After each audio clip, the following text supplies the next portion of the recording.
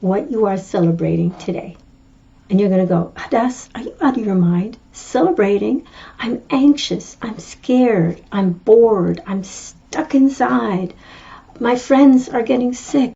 I'm worried about my elderly friends and family. How can we celebrate in this? And my answer to you will be the same as they had, in Fiddler on the Roof.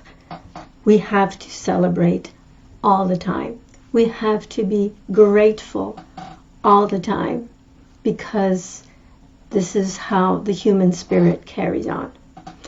Okay, it is really important, and I'm not making light of what's going on. Trust me.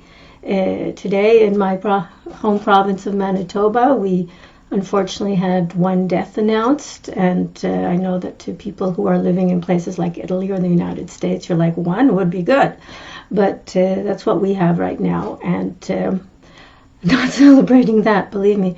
But for example, we had 15 new cases today. Yesterday there were 40.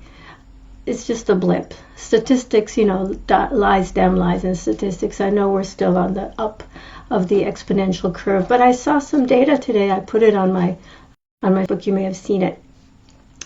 That Google has been collating information gathered anonymously from people's phones, and they were looking at where people are. And big dips after people were asked to stay home, and there have been big dips. By the way, as you're coming in, say hello.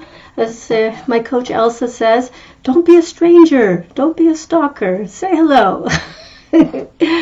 And so they collated this information, and it was showing, for example, that there were big dips in people going to retail stores. 50%, not enough, there should have been more, but the point is people are paying attention, people are working on it. Groceries, so interesting, it did a little bump and then it went, from all the crazy people, and then it went down.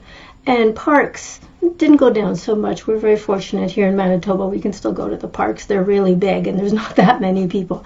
And all of these things, and it's, oops, why do I always forget that?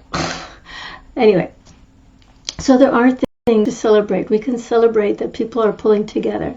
We can celebrate that businesses are stepping up and doing, donating things. Canada Goose is going to be making scrubs. The auto industry is going to be making ventilators. All of these things are because of a terrible thing, but we can still celebrate that people are pulling together, people are doing the best they can, and people are caring for each other. And I think that that is totally worth celebrating. And it's Friday. And I know you're going to say, well, Friday, who cares about Friday now? The days are all the same. I can't go out. Doesn't matter. It's still Friday. For those of us who celebrate Shabbat, we're going to be going into our day. Then we don't get to hear any news. Isn't that wonderful?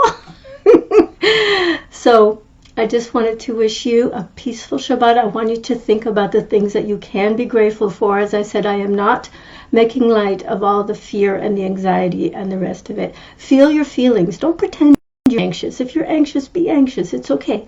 But you don't have to stay there forever. Don't stay in the dark places, as I said to a friend today.